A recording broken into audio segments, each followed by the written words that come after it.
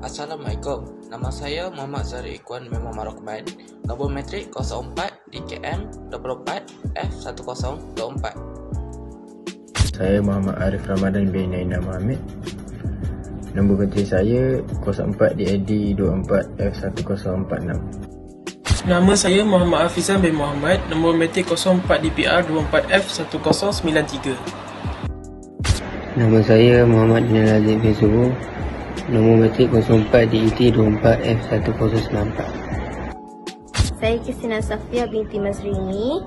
Nombor pendaftaran saya 04 DKM 24 F1006.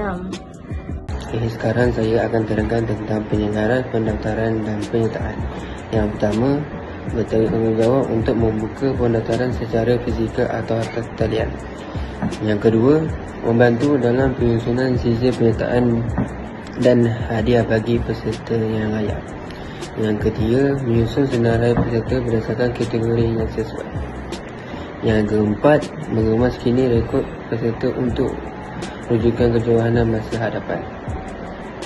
Yang kelima, mengurus bayaran penyertaan dan memastikan semua yuran diterima atau direkodkan. Ini adalah petugas teknikal. Bertanggungjawab untuk memastikan semua aspek teknikal pertandingan berjalan dengan lancar, termasuk peralatan dan sistem pemakai. Yang kedua, memberikan bantuan teknikal kepada arbiter dan peserta sekiranya berlaku sebarang isu dengan peralatan. Yang ketiga, memastikan jam catur dikonfigurasi dengan kawalan masa yang betul berdasarkan format kejohanan.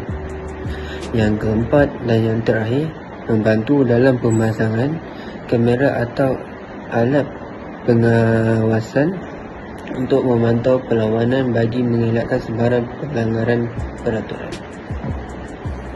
Saya ingin menceritakan tentang juru kamera, tugas-tugas juru kamera. Antara tugasnya ialah menguruskan siaran langsung jika kejohanan disiarkan secara langsung, memastikan sudut kamera yang sesuai untuk memberikan pengalaman tontonan terbaik.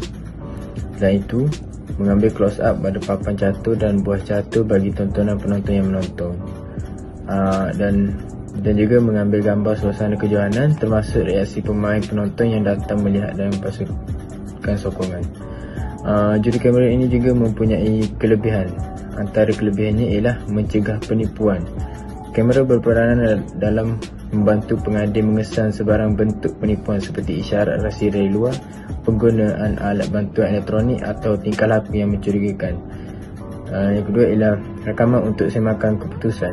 Dalam kejohanan rasmi, rakaman boleh digunakan untuk mengelak kejadian pemain menipu tentang hasil menang kalah pertandingan. Seterusnya, jawatan keselamatan dan perubatan. Pegawai keselamatan berperanan untuk menjaga keselamatan pemain dan penonton dan juga mengawasi kawasan kejohanan untuk mengelakkan sebarang gangguan. Tugas pegawai perubatan pula bertanggungjawab memastikan kesihatan pemain, pegawai serta penonton, memberikan rawatan segera kepada pemain dan penonton serta menangani kes kecemasan.